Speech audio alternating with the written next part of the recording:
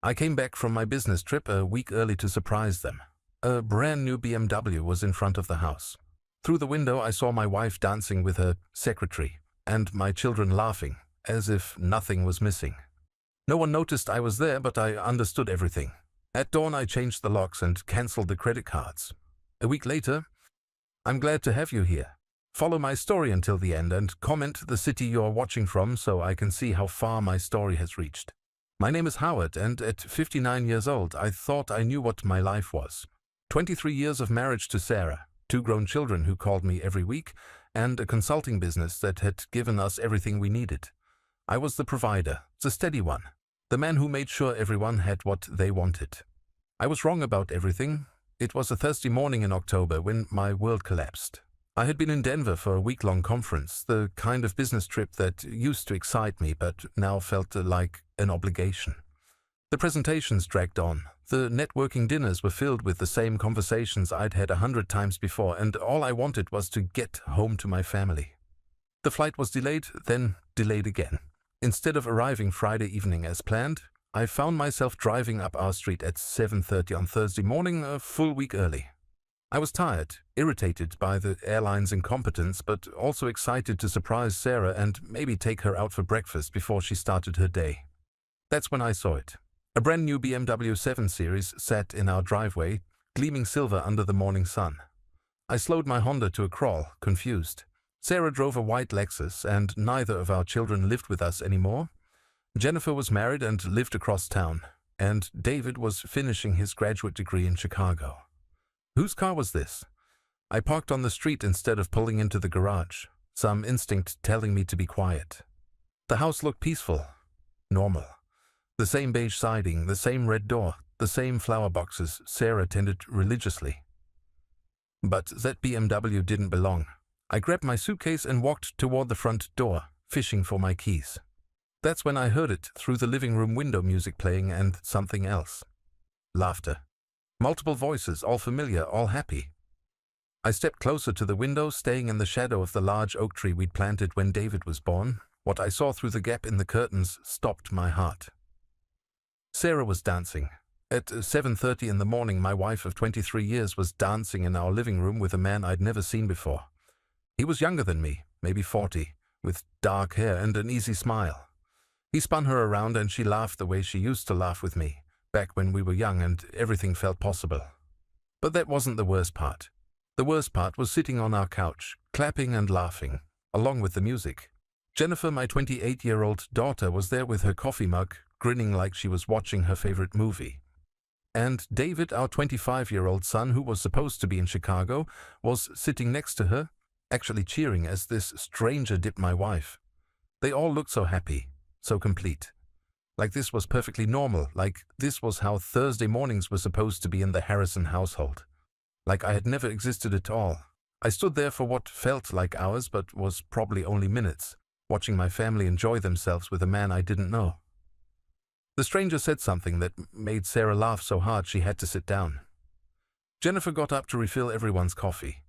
David was scrolling through his phone, probably choosing the next song. It was a family moment, warm, comfortable, natural, and I wasn't part of it. My hands started shaking first, then my legs. I dropped my suitcase, and the sound seemed unnaturally loud in the quiet morning air. None of them heard it. They were too wrapped up in their perfect little morning, their perfect little family of 4. I picked up my suitcase and walked back to my car, my mind racing but somehow completely blank at the same time. I sat behind the wheel for a long time, staring at that BMW, trying to make sense of what I'd seen. Who was he? How long had this been going on? Did my children know their mother was having an affair? Of course they knew. They were sitting right there, laughing and clapping like it was the most natural thing in the world. The questions kept coming, each one more painful than the last. How long had I been the outsider in my own family? How many times had they done this while I was away on business trips? How many family gatherings had I missed that weren't actually missed at all? I drove to a diner 10 minutes from the house, ordered coffee I couldn't taste, and tried to think. The waitress, a woman about my age with kind eyes, kept refilling my cup and asking if I was okay. I must have looked as broken as I felt. "Rough morning?" she asked during her third refill. I looked up at her and almost laughed. Rough morning. If only it were that simple. You could say that, I managed.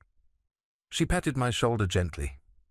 Whatever it is, honey, it'll work out. Things usually do. I wanted to tell her she was wrong. I wanted to explain that some things don't work out, that some betrayals can't be fixed with time and good intentions. But instead I just nodded and stared into my coffee. By 10 o'clock I figured they'd all be gone. Sarah would be at her yoga class, the kids would have left for wherever they were staying, and the stranger would be back to his own life. I could go home, pretend I'd just arrived, and figure out what to do next. But when I drove past the house, the BMW was still there. I spent the rest of the day driving around town, seeing places I'd lived near for 15 years but never really noticed. A park where young mothers pushed strollers. A bookstore I'd driven past 1,000 times but never entered. A small cafe where elderly couples shared newspapers and quiet conversations. I realized I didn't know my own neighborhood. I didn't know my own town. I'd been so focused on work, on providing, on being the responsible one, that I'd stopped seeing the world around me. Maybe that's why my family had stopped seeing me too. By evening I was exhausted. Not just tired from the early flight and the stress of discovery, but bone-deep exhausted in a way I'd never felt before. I checked into a hotel 15 minutes from home, a place I'd never noticed despite passing it dozens of times on my way to the airport. The desk clerk, a young man with a friendly smile, asked if I was in town on business. Something like that, I said. In my hotel room, I sat on the bed and stared at my phone. 17 missed calls from Sarah, 23 text messages. The last one, sent just 20 minutes ago, said, "Howard, where are you? I'm worried sick. Please call me." I almost laughed. Worried sick. She was worried that I'd discovered her secret, not worried about my safety. I didn't call back. Instead, I lay on the unfamiliar bed in the unfamiliar room and thought about the man spinning my wife around in our living room. I thought about my children's laughter, their obvious comfort with the situation. I thought about how easily they'd all moved on without me. But mostly I thought about the look on Sarah's face as she danced. Pure joy. Uninhibited happiness. The kind of expression I hadn't seen from her in years, maybe decades. When had she stopped looking at me that way? When had I become the person who made her smile fade instead of appear? The questions followed me into a restless sleep, and I knew that by morning everything would have to change. The next morning I woke up in that sterile hotel room feeling like a stranger to myself. The digital clock glowed 6:15, and for a moment I forgot where I was. Then reality crashed back the BMW, the dancing, my children's laughter, the sickening realization that I was completely alone in the world. I checked my phone. 34 missed calls from Sarah now. She'd stopped texting after midnight, probably assuming I was dead in a ditch somewhere. Part of me wished I was. Instead of going home, I drove to my office. It was Friday morning and the building was nearly empty. I'd always liked coming in early before the phone started ringing and the meetings began. Today I needed the silence to think. I sat at my desk and did something I'd never done before in 25 years of business. I opened my personal laptop and began investigating my own wife. Our joint bank account was the first shock. In the past 2 years, Sarah had made regular withdrawals I'd never noticed. $500 here, 1,000 there, always with vague descriptions like household expenses or personal items. I added them up and felt sick. $17,000, gone. Just like that. But it was the credit card statements that really broke my heart. Dinner reservations at restaurants I'd never been to. Hotel stays in the city while I was traveling. Shopping trips to stores I couldn't pronounce. Buying clothes I'd never seen her wear. And then, 3 months ago, a charge that made me drop my coffee mug. Marcus Chen Personal Training Services. Monthly package. $2,500. Marcus. So, that was his name. I spent the next hour searching for him online. Marcus Chen, 38 years old, certified personal trainer and life coach. His website was full of photos of him with attractive women in their 40s and 50s, all beaming at the camera like he'd changed their lives. The testimonials made my stomach turn.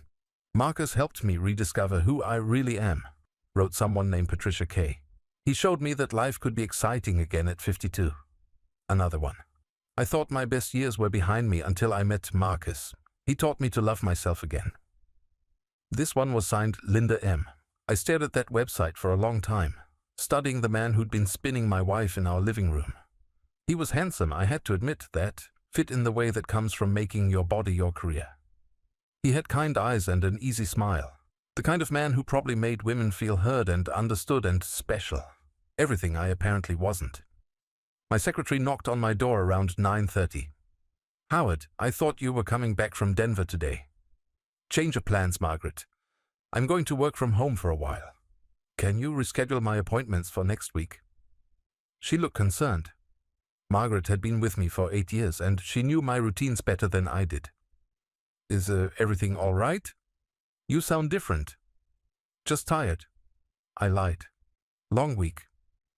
After she left, I called in sick for the first time in 5 years and drove home. The BMW was gone, thank God. Sarah's car was in the driveway, which meant she was probably inside, waiting to ambush me with questions and tears and explanations I wasn't ready to hear. But I didn't go inside. Instead, I parked down the street and called a locksmith. "I need you to change all the locks on my house," I told him. "Today, this morning." "Sir, if you're locked out, I can help you get in without—" "I'm not locked out. I want the locks changed, all of them. Front door, back door, garage." There was a pause. "Do you have identification proving you live there? We can't just change locks without—" "It's my house. My name is on the deed. I can provide whatever documentation you need." An hour later, I stood in my own driveway, watching a stranger install new deadbolts on my home while my wife was inside, probably wondering why she couldn't get out. My phone buzzed constantly. Text after text from Sarah, each one more frantic than the last. "Howard, what's going on? Why can't I open the front door? The locks aren't working. Are you doing this? Please talk to me. Whatever's wrong, we can fix it. Howard, you're scaring me. Just come inside so we can talk." I didn't answer any of them. When the locksmith finished, he handed me the new keys and gave me a look that was part sympathy, part confusion. "You okay, sir? This is a pretty unusual request." "My life has become pretty unusual," I said, and tipped him an extra $50 for not asking more questions. I waited until Sarah's car left the driveway before I went inside. She'd probably gone to Jennifer's house or maybe to Marcus's.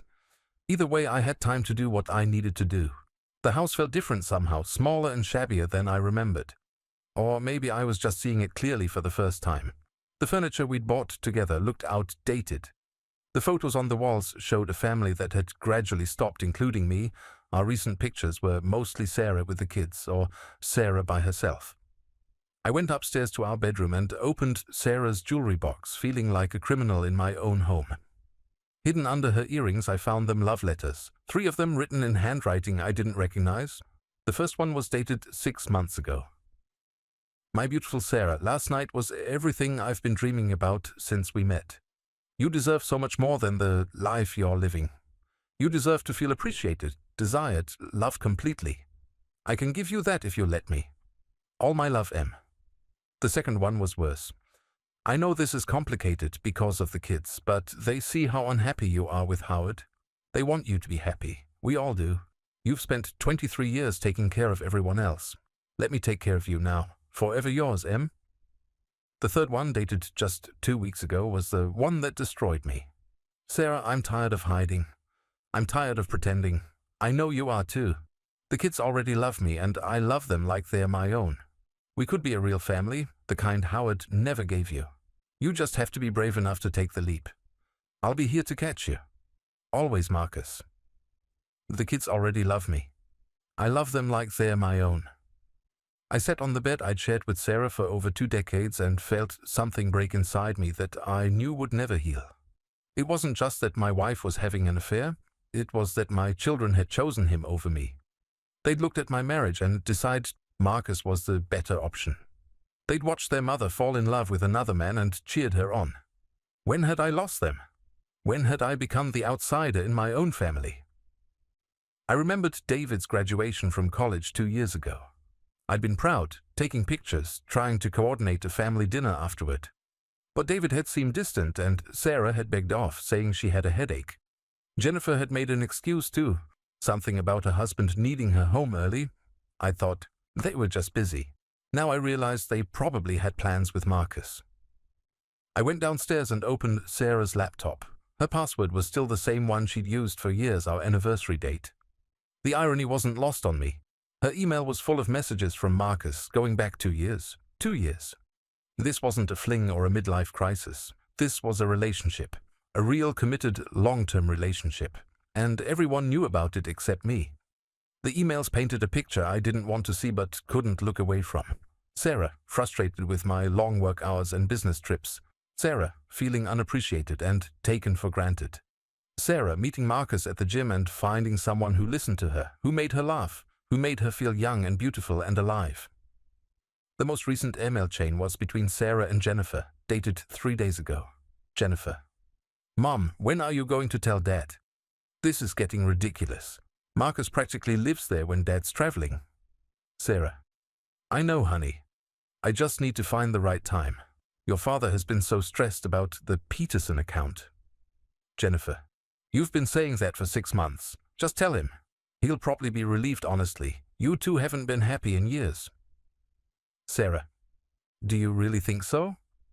Jennifer: Mom, I love Dad, but let's be honest. When was the last time you saw him smile? Really smile? Marcus makes you happy in a way Dad never did. David and I see it. Even Dad would see it if he paid attention to anything besides work. I closed the laptop and sat in my living room, the same living room where I'd watched my wife dance with another man just yesterday, feeling like I was reading about strangers. Was that really how my children saw me? As a workaholic who didn't pay attention, who hadn't made their mother happy in years? Maybe they were right. Maybe I had been absent, even when I was physically present. Maybe I'd been so focused on providing for them that I'd forgotten to actually live with them. But that didn't make the betrayal hurt any less. If anything, it made it worse. My phone rang. Sarah's picture flashed on the screen, our wedding photo from 23 years ago, when we were both young and hopeful and madly in love. I let it go to voicemail. By Saturday morning, I'd made my decision. No more hiding, no more pretending everything was normal. If my family wanted to play games, I'd play too. But I'd play to win. I drove to the bank first thing in the morning before Sarah could think to beat me there. 23 years of marriage meant 23 years of joint accounts, shared credit cards, and financial decisions made together. Or so I'd thought. Good morning, Mr. Harrison. The branch manager, Patricia Williams, greeted me with her usual professional smile. What can I help you with today? I need to understand all the accounts my wife and I have together, and I need to know about any accounts she might have opened. Independently? Patricia's smile faltered slightly. After 15 years of banking with them, she probably knew us well enough to sense when something was wrong. Is everything all right, Howard? This seems like an unusual request. Let's just say I need to get my financial house in order. It took 2 hours to go through everything. What I discovered made my blood run cold. 3 months ago, Sarah had opened a separate savings account and had been steadily transferring money into it. Not huge amounts, nothing that would trigger alerts or raise immediate suspicions. 500 here, 700 there. Always keeping it under 1,000 to avoid any automatic notifications to me as the joint account holder. The total was staggering. $38,000, nearly $40,000 that she'd quietly moved out of our joint savings without my knowledge. But that wasn't the worst part. Mrs. Harrison also applied for a credit card in her name only 6 weeks ago. Patricia explained, her voice carefully neutral. She listed her employment status as consultant and used your home address, but the card statements go to a P.O. box. My hands started shaking. How much credit did she get approved for? $25,000. I felt like I'd been punched in the stomach. Sarah hadn't worked outside the home in 15 years. She'd quit her job as a teacher when David started high school, saying she wanted to focus on being a mother and supporting my career. We'd agreed it made sense I was earning enough to support us comfortably, and she'd been happier not dealing with the stress of her job, except now she was apparently running her own consulting business, a business I'd never heard of. Can you print me statements for everything? I asked. Joint accounts, her individual account, and, if possible, information about that credit card. Patricia hesitated. Howard, I can give you everything for the joint accounts, but for her individual accounts, we're married. Community property state. I understand, but there are privacy concerns. Let me see what I can do. An hour later, I walked out of the bank with a folder full of papers that painted a picture I didn't want to see. Sarah hadn't just been having an affair, she'd been planning her exit strategy. The consulting business was real, she'd been doing freelance bookkeeping for small businesses, probably something Marcus had helped her set up. The credit card had been used for things like apartment deposits in the city, furniture purchases, and a payment to something called Drake & Associates Legal Services. A lawyer. She'd hired a divorce lawyer. I sat in my car in the bank parking lot and called the number for Drake & Associates. "Good morning, Drake & Associates. This is Michelle speaking." "Yes, I'd like to speak with someone about a consultation. My name is Howard Harrison." There was a pause. "Mr. Harrison, let me check. Yes, Mr. Drake has been expecting to hear from you. Can you hold for just a moment?" Expecting to hear from me. My wife's divorce attorney had been expecting my call. "Mr. Harrison." A man's voice came on the line, confident and smooth. "This is Robert Drake. I think we need to talk." "I think we do too." We agreed to meet Monday morning. I spent the rest of Saturday driving around town, trying to process everything I'd learned. My wife had been planning to divorce me for months. She'd been quietly moving money, establishing credit in her own name and consulting with lawyers. All while I'd been working 60-hour weeks to provide for our family, believing we were building a future together.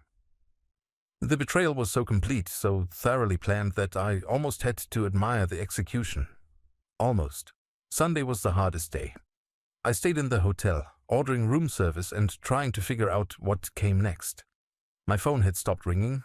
Sarah had apparently given up trying to reach me directly. But around noon, Jennifer called. "Dad, where the hell are you?" My daughter's voice was sharp, angry in a way that reminded me of her mother. "I'm taking some time to think," I said. "Think about what?" "Mom is losing her mind. She can't get into the house, she can't reach you, and she doesn't know if you're dead or alive. This is insane, even for you. Even for me. Like I was the one who'd done something wrong." "Jennifer, how long have you known about Marcus?" Silence. Long, guilty silence. "Dad, it's not what you think." "How long, Jennifer?" "About a year," she said finally, her voice smaller now. "But Dad, you have to understand." "I don't have to understand anything. You're my daughter. She's your mother. We're supposed to be a family." "We are a family." "But families change, Dad. People grow apart. Mom and you haven't been happy in years." I closed my eyes, feeling every one of my 59 years settling into my bones. "So you decided Marcus was the solution?" "We decided Mom deserved to be happy. She's been miserable, Dad, really miserable. You work all the time, you barely talk to her, and when you do, it's about bills or schedules or what needs to be fixed around the house. When was the last time you took her on a date? When was the last time you told her she was beautiful?" Each question was like a knife twist, because she was right, and we both knew it. "That doesn't justify what she did, what all of you did. We didn't want to hurt you, Dad. We wanted her to be happy. And Marcus makes her happy. What about me, Jennifer? What about what makes me happy?" Another long pause. "Dad, when was the last time you seemed happy? Really, truly happy?" I couldn't answer that question. I wasn't sure I even remembered what happiness felt like. "Just come home," Jennifer said, her voice pleading now. "Mom wants to explain everything. She never meant for it to go this far. She was going to tell you." "When? When was she going to tell me?" "After she'd moved all our money. After she'd hired a divorce lawyer. After she'd completely destroyed our marriage." "Dad, I have to go." I hung up and stared at the hotel room wall for a long time. The truth was, Jennifer was right about some things. I hadn't been happy. I'd been going through the motions for years, maybe decades. Work, home, sleep, repeat. I convinced myself that providing for my family was the same as loving them. I thought that paying the bills and maintaining the house and saving for retirement was what a good husband and father did. But somewhere along the way, I'd stopped being a person and started being just a function. The provider. The responsible one. The man who took care of everything so everyone else could be happy. And they'd been happy. Just not with me. Monday morning arrived grey and cold, matching my mood perfectly. I put on my best suit, the navy one Sarah had bought me for our 20th anniversary, and drove to meet the man who was going to help my wife divorce me. Robert Drake's office was in a glass tower downtown, the kind of building where serious money gets made and serious decisions get decided. He was younger than I'd expected, maybe 45, with silver at his temples and the kind of confident handshake that cost $500 an hour. "Mr. Harrison, thank you for coming in. I know this must be difficult." "Let's just get to it," I said. "What exactly has my wife told you?" He opened a thick file folder. "Mrs. Harrison came to see me 8 weeks ago. She wanted to understand her options regarding dissolution of marriage." Dissolution. That's a nice word for it. "She was very clear that she hoped to avoid contentious proceedings. She said, 'You're a reasonable man who wants what's best for everyone involved.'" I almost laughed. "Did she also mention that she's been having an affair for 2 years?" Drake's expression didn't change, but I saw something flicker in his eyes. "Mrs. Harrison mentioned that the marriage has been struggling for some time and that both parties have grown apart. That's one way to put it." He leaned forward, his hands folded on the desk. "Mr. Harrison, I'm going to be straight with you. Your wife has asked me to prepare divorce papers that would give you a very fair settlement. She wants to keep the house, but she's willing to split all other assets 50-50. She's not seeking alimony and she's not trying to hide any marital property, except for the $38,000 she'd already hidden. And the credit card I wasn't supposed to know about. How generous of her. She also wanted me to tell you that she hopes this can be handled quietly, without involving the children more than necessary. She knows this is painful for everyone." I stood up, straightening my tie. "Mr. Drake, I want you to give my wife a message." "Of course." "Tell her I said no." "No to what, specifically?"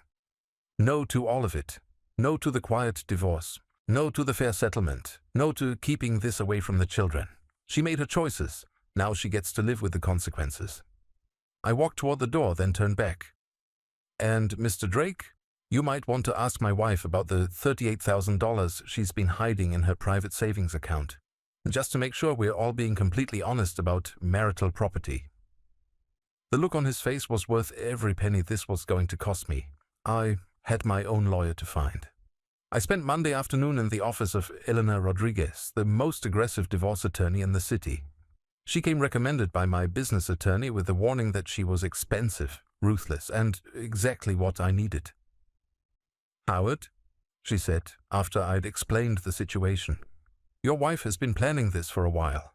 The separate accounts, the credit card, the lawyer consultations, this isn't impulsive behavior. This is strategy." "That's what I figured. But there's something else you need to know. I did some research after you called this morning." She opened a laptop and turned it toward me. "Your wife's boyfriend isn't just a personal trainer." The screen showed a series of news articles dating back 5 years. The headlines made my stomach drop. "Local woman loses life savings to fitness scam." "Personal trainer accused of elder financial abuse." "Gym employee under investigation for targeting wealthy clients." All the articles featured the same photo. Marcus Chen, looking exactly as he had when I'd seen him spinning my wife around our living room. "This man has a pattern," Eleanor explained, scrolling through the articles. "He targets married women with money, usually women who are going through difficult periods in their marriages. He becomes their personal trainer, then their confidant, then their lover, and eventually he convinces them to leave their husbands and give him access to their finances." I felt sick. "How many women?" "That we know of, 4 over the past 6 years, and those are just the ones who pressed charges." She clicked to another article, this one from 2 years ago. "Personal trainer sentenced to probation in financial exploitation case." "He was convicted?" I asked. "Minimal sentence. Probation, restitution, community service. The judge was lenient because his last victim refused to testify against him. She said she'd given him the money willingly." Jesus. "Howard, there's more." Eleanor's voice was gentle, but her words hit like sledgehammers. "I have a contact at the police department. Marcus Chen is currently under investigation again, this time for identity theft and credit card fraud. They think he's been using stolen personal information to open credit accounts." The room started spinning. My wife's credit card. When did she apply for it? 6 weeks ago. And who helped her with the application? I didn't need to answer. We both knew. Eleanor leaned back in her chair. Howard, I think your wife is being conned. And I think your children are caught in the middle of something much bigger than a simple affair. She was right. The pieces were falling into place, and the picture they made was uglier than I'd imagined. Marcus wasn't just stealing my wife, he was stealing her identity, her money, and possibly setting her up for criminal charges. What do I do? First, we protect your assets immediately. Then we gather evidence, and then we decide whether to save your wife or let her face the consequences of her choices. I spent the next 3 days playing detective. Eleanor had given me the name of a private investigator, but I decided to do some digging myself first. If my wife was in danger, I needed to know how deep the rabbit hole went. I started by driving past Marcus's apartment complex. The address was on his personal trainer certification, which I'd found through the state licensing board. It was a luxury building downtown, the kind of place that rented for $4,000 a month. For a personal trainer, that seemed ambitious, unless he had other sources of income. I parked across the street and waited. At 2:30 in the afternoon, Marcus emerged from the building. But he wasn't alone. He was with a woman I'd never seen before, blonde, maybe 55, well-dressed. They were holding hands and she was laughing at something he'd said. I followed them to an expensive restaurant in the Arts District. Through the window I watched them have lunch. The woman paid for the meal with a credit card, then handed Marcus an envelope. He kissed her goodbye and walked to a silver Porsche I hadn't seen before. My phone buzzed. A text from Sarah. Howard, please, we need to talk. I'm scared. For the first time in days, I felt a flicker of sympathy for my wife. She thought she'd found love, but she'd actually found a predator. I called Elena from my car. I need you to contact the police, I said. I think Sarah is about to become victim number 5. That evening I did something I hadn't done in days. I went home. Sarah's car was in the driveway, along with Jennifer's SUV and David's rental car. My children had flown in to mediate, apparently. The whole family was waiting for me. I used my new key and walked into my own house like I was entering enemy territory. They were all sitting in the living room, Sarah on the couch, tears streaming down her face, Jennifer and David flanking her like bodyguards. The scene was so perfectly staged it looked like an intervention. Dad? David stood up first. We need to talk. Yes, we do. I remained standing, keeping my distance. But first I have some questions. Howard, please, Sarah said, her voice broken. I know you're angry, but how long have you been giving Marcus money? The question stopped her mid-sentence. She glanced at Jennifer, then back at me. What do you mean? I mean the $38,000 you've hidden in your private savings account. I mean the credit card he helped you get. I mean the checks you've been writing to his business account. David stepped forward. Dad, you're acting paranoid. Am I? Did you know Marcus has been convicted of financial fraud? Did you know he's currently under investigation for identity theft? The silence that followed was deafening. That's impossible, Jennifer said finally. Marcus is a good person. He cares about Mom.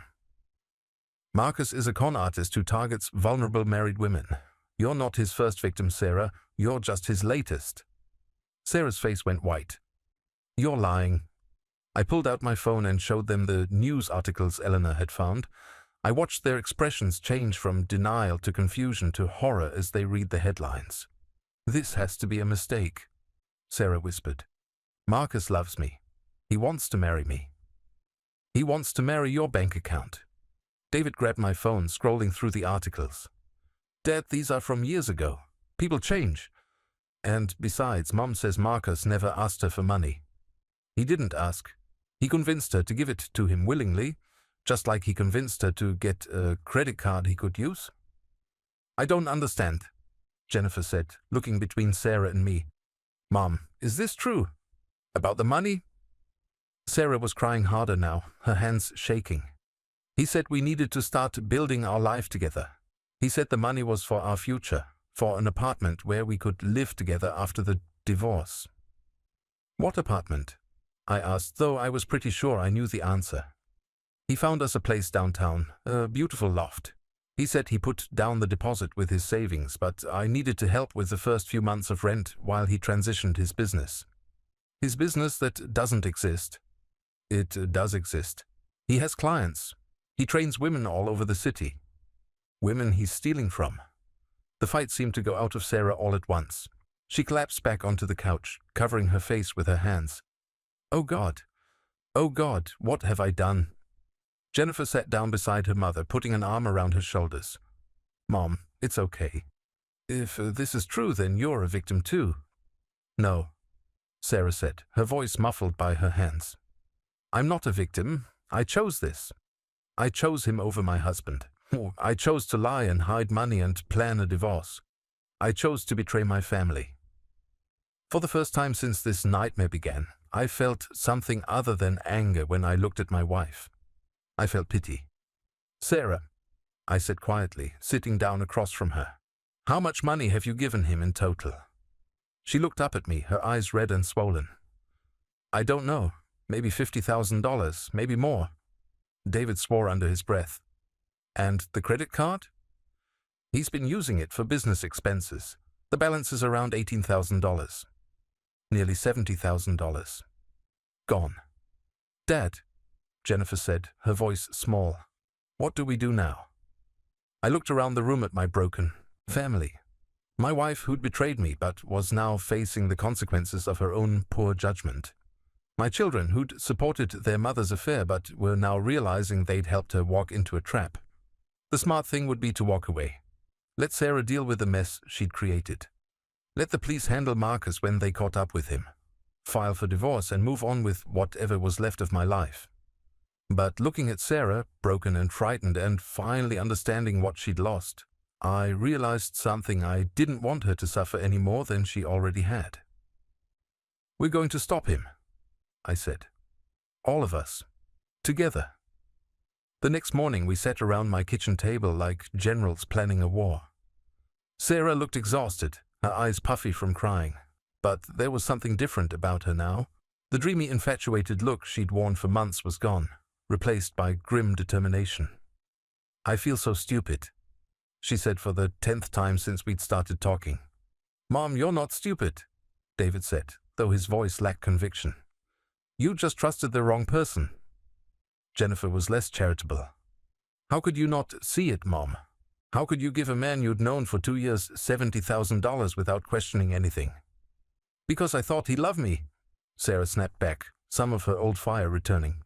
Because I was lonely and unhappy, and he made me feel alive again. Because your father worked 80 hours a week and barely spoke to me unless it was about bills or schedules. She turned to me, her eyes blazing. I'm not making excuses, Howard. What I did was wrong, but let's not pretend our marriage was perfect before Marcus came along.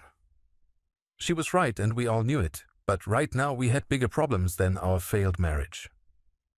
The question is, I said, what do we do about Marcus? Eleanor Rodriguez arrived at 10 o'clock sharp, carrying a briefcase and wearing the expression of someone who'd seen every kind of family disaster imaginable. First things first, she said, settling into a chair at our dining room table. Sarah, you need to call your credit card company immediately and report the card as stolen. But Marcus didn't steal it. I gave it to him. He obtained it through false pretenses. That makes it fraud. Call them now before he runs up any more charges.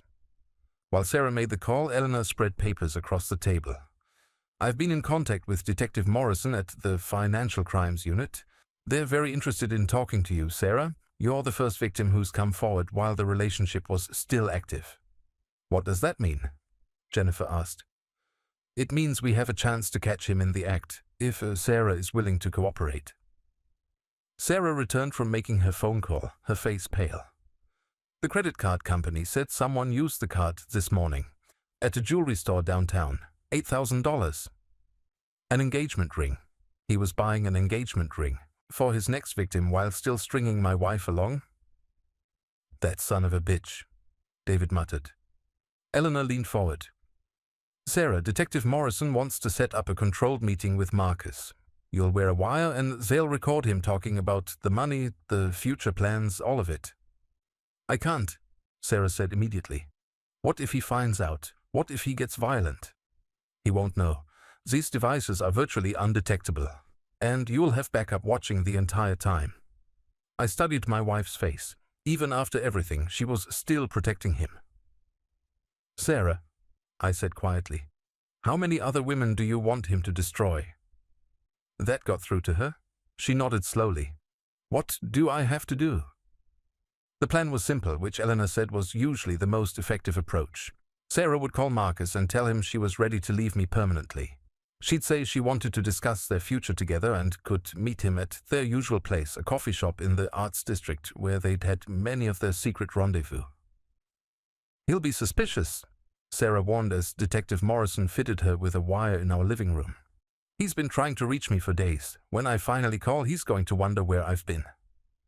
"Tell him your husband came home unexpectedly and you've been trying to keep him from getting suspicious," Morrison suggested.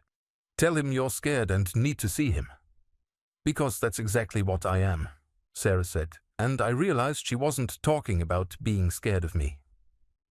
We drove separately to the coffee shop. Detective Morrison and his partner were already there, posing as a couple reading newspapers. Eleanor and I sat in my car half a block away, listening to the conversation through Morrison's radio. Marcus arrived 10 minutes late, and I could hear the concern in his voice immediately. "Sarah, baby, what's wrong? You look terrible." "I've been so worried," Sarah said, her voice perfectly pitched between anxiety and relief. "Howard came home early from his trip, and I think he suspects something." "Did he say anything?" "Not directly, but he's been asking questions about money, about where I've been spending time. Marcus, I'm scared he's going to find out about us." There was a pause. In the background, I could hear the ambient noise of the coffee shop, other conversations, the hiss of the espresso machine, the clink of cups. "We need to be more careful," Marcus said finally. "Maybe we should cool things down for a while." My hands clenched into fists. Even now, when Sarah was supposedly ready to leave me for him, he was hedging his bets. "Cool things down." Sarah's voice rose slightly. "Marcus, you said you love me. You said we were going to be together." "We are, baby, we are. I just think we need to be smart about this." "I've already been smart about this. I've been moving money like you suggested. I got the credit card. I even talked to a divorce lawyer." "You did?" Genuine surprise in his voice. "When?" "2 weeks ago. I told him I wanted out of my marriage." "Sarah, that's amazing. I'm so proud of you." Eleanor and I exchanged glances. He was proud of her for taking steps that would give him access to half her marital assets. "But Marcus, I need to know this is real. I need to know you're serious about our future together." "Of course I'm serious. Why would you even ask that?" "Because you've been distant lately, and yesterday I tried to use the credit card and the company said someone else had been using it." Silence. Long, guilty silence. "Marcus, did you hear me?" "Yeah, Sarah, I can explain that." "Explain what?" "That you spent $8,000 this morning at a jewelry store? How did you—" He caught himself. "Sarah, that was for you. I was buying you something special." "An $8,000 surprise?" "An engagement ring." His voice was smooth again, confident. "I was going to wait for the right moment, but yes, I bought you an engagement ring because I want to spend the rest of my life with you." In the car, Eleanor shook her head. "He's good. I'll give him that." But Sarah wasn't buying it anymore. "Marcus, show me the ring." "What?" "If you bought me an engagement ring this morning, show it to me." Another pause. "I don't have it with me. It's being sized." "Being sized? How do you know my ring size?" I estimated." "Marcus, I think you're lying to me." "Sarah, why would I lie to you? After everything we've been through, after all the plans we've made." "What plans?" "You keep talking about our future, but you never give me specifics. Where are we going to live? What are we going to do for money? How are we going to support ourselves?" "I thought we talked about this, the apartment downtown." "The apartment you put a deposit on with my money." "Our money. Sarah, when we're married, there won't be any your money and my money. It'll all be ours." "Like it is now?" "What do you mean?" "I mean the $50,000 I've given you." The credit card I got that you've been using. The consulting business you helped me set up that doesn't seem to have any actual clients. I could hear the panic creeping into Marcus's voice. Sarah, you're acting paranoid. This isn't like you. Maybe you don't know me as well as you think. Baby, listen to me. I love you. I know this is scary, leaving your husband, starting over. But we can do this together. I'm here for you. Are you? Because I called you 6 times yesterday and you never called back. I was with a client. You know how demanding my work schedule is. What client? Sarah, why are you interrogating me like this? What's gotten into you? I want to know who you were with yesterday when you couldn't return my calls. A client.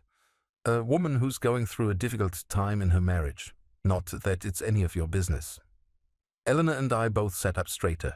He just admitted to being with another married woman. What's her name? Sarah asked. I can't tell you that. Client confidentiality.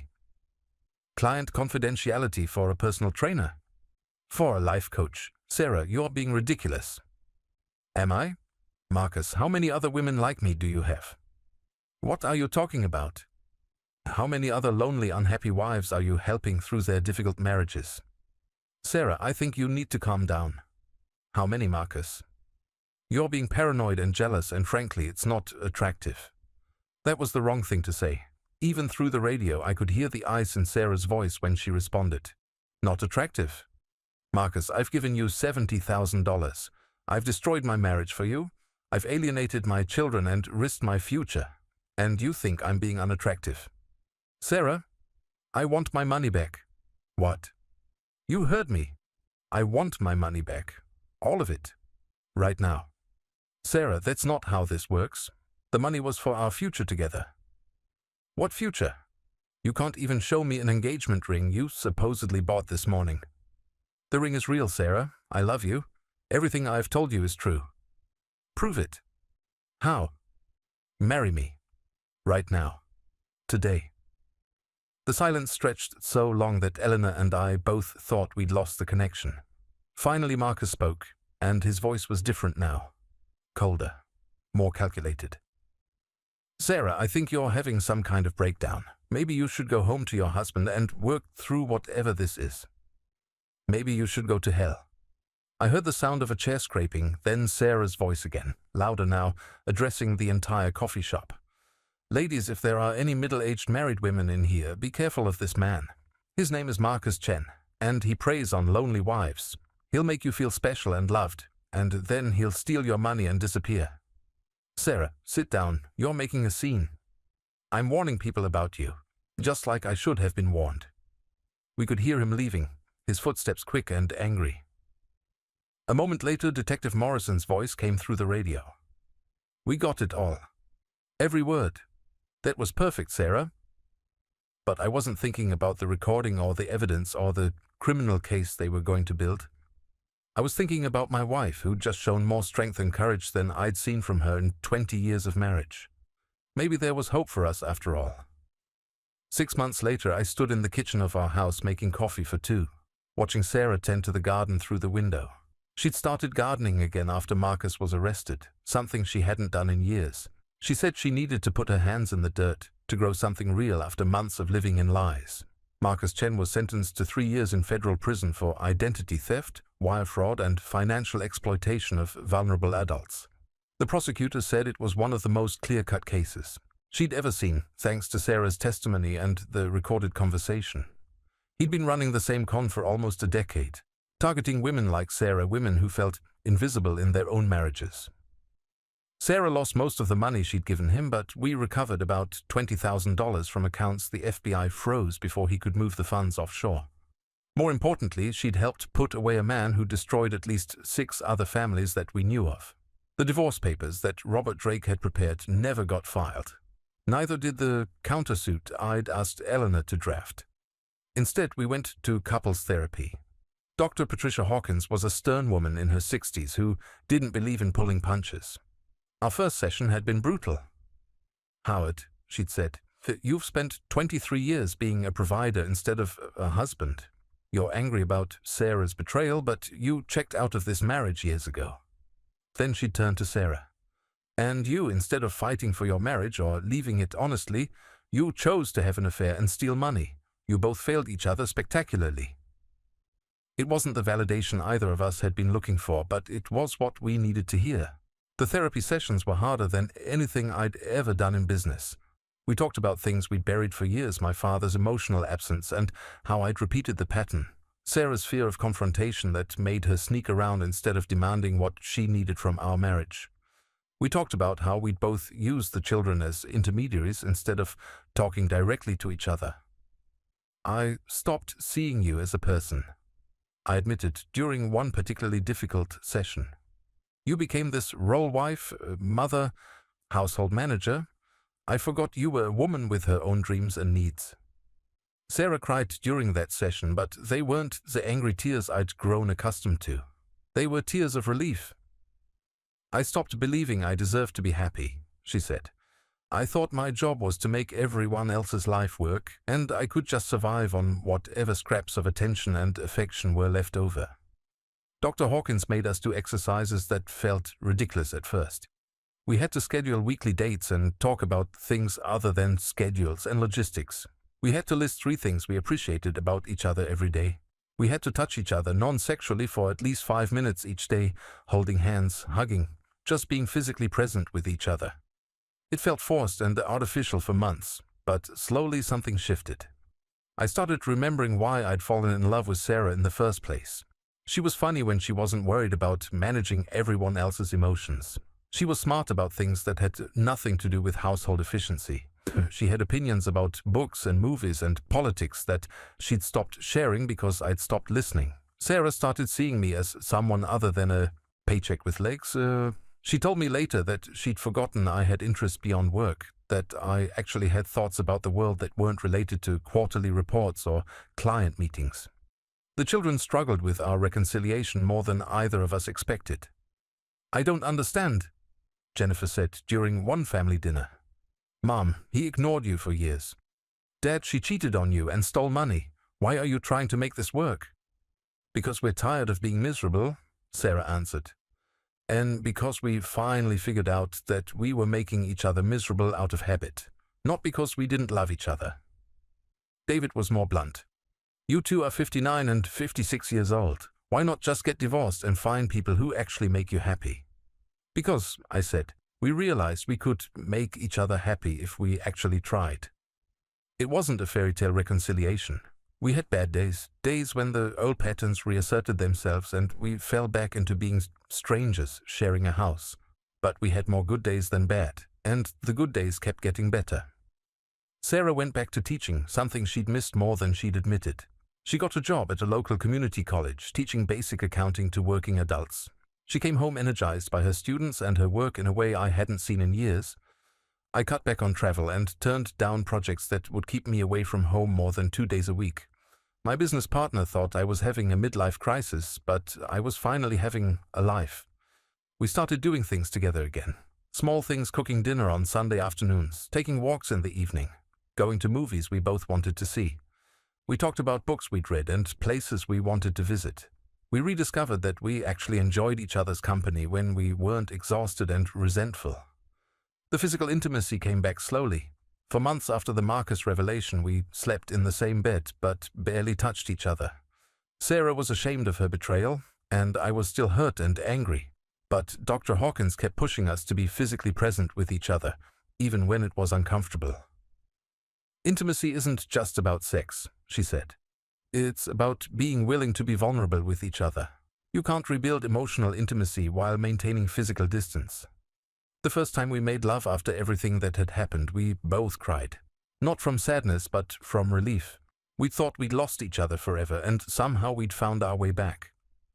Now 6 months later, I looked at my wife kneeling in the dirt, planting tomatoes for our summer garden, and felt something I hadn't felt in years. Contentment.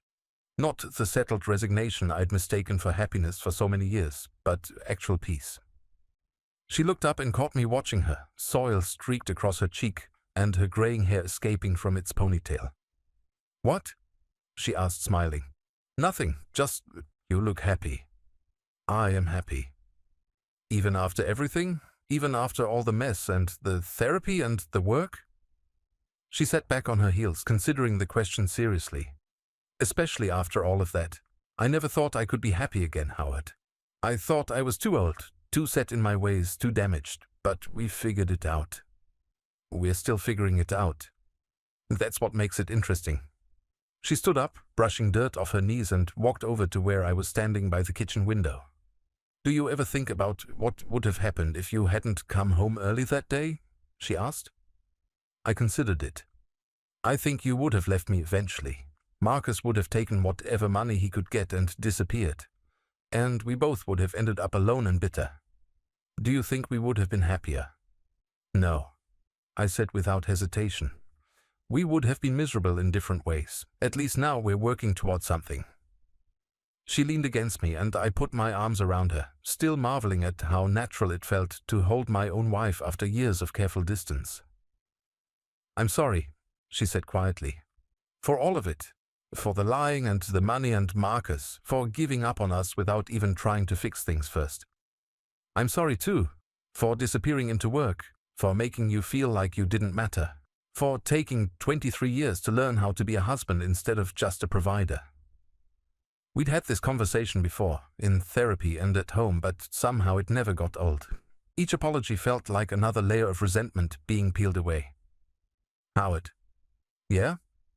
I love you.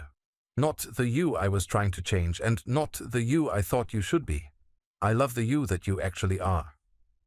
Even the workaholic part. Even that. As long as you remember to come home. I kissed the top of her head, tasting salt and sunshine and the faint scent of the lavender soap she'd started using again. I'm home, I said. Finally. That afternoon we sat on our back porch drinking iced tea and planning our garden. Sarah wanted to try growing herbs this year, and I suggested we build raised beds to make the gardening easier on our aging backs.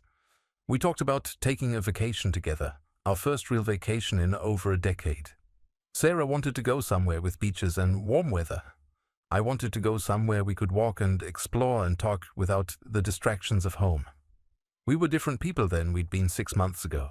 Older, maybe wiser. Certainly more honest about who we were and what we needed from each other. Our children were still adjusting to having parents who actually liked each other, and sometimes I caught them looking at us with something between confusion and relief. Jennifer had admitted that watching us work through our problems had inspired her to try harder in her own marriage instead of just assuming that marital happiness was something that happened to other people. David had started calling more often, not because he felt obligated, but because he genuinely enjoyed talking to us. Having parents who were working on their own relationship had somehow freed him to have a relationship with us that wasn't based on managing family dysfunction. As the sun set behind our garden, Sarah reached over and took my hand. Her fingers were still stained with soil, and her wedding ring caught the last light of the day. "Thank you," she said. "For what?" "For not giving up on us.